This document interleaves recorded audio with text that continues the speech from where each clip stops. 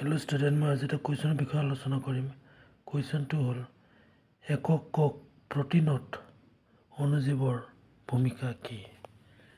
তো সাধাৰণতে আমাৰ একক কক প্ৰটিনত অণুজীৱ যেনে এলাই, ইষ্ট আৰু বেক্টেৰিয়াৰ দৰে অণুজীৱবোৰ একক কক প্ৰটিনৰ মূল উপাদান, কিয়নো এইবোৰ দ্ৰুতগতিত বৃদ্ধি পোৱা প্ৰটিন সমৃদ্ধ উৎস, যিবোৰ খাদ্য আৰু পশুধনৰ খাদ্যৰ বাবে বৃহৎ পৰিমাণত খেতি কৰিব পাৰি।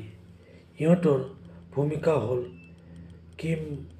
কিম্বক খাদ্য কৰা, য'ত ইহঁতে এক বৃহৎ জীৱস্থলী বৃদ্ধি পায় আৰু তাৰ পিছত প্ৰটিন নিষ্কাশন কৰিবলৈ শুকাই প্ৰক্ৰিয়াকৰণ কৰা হয়।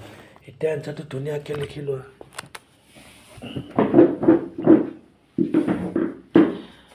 তো কুৱেশ্যনটো হ'ল আমাৰ একক প্ৰটিন অণুজীৱৰ ভূমিকা কি? উত্তৰ: এলাই, ইষ্ট আৰু বেক্টেৰিয়াৰ দৰে অণুজীৱবোৰ একক কক প্ৰটিনৰ মূল উপাদান, কিয়নো এইবোৰ দ্ৰুতগতিত বৃদ্ধি পোৱা প্ৰটিন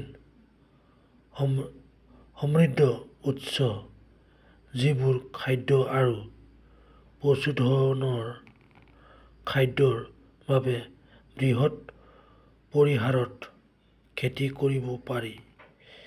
ইহঁতৰ ভূমিকা হ'ল কিম্বক আবাদ কৰা, য'ত ইহঁতে এক বৃহৎ জীৱস্থলী বৃদ্ধি পায় আৰু তাৰ পিছত প্ৰটিন নিষ্কাশন কৰিবলৈ শুকাই প্ৰক্ৰিয়াকৰণ কৰা হয়। এতিয়া এনচাৰটো ধুনীয়াকৈ লিখিলোঁ।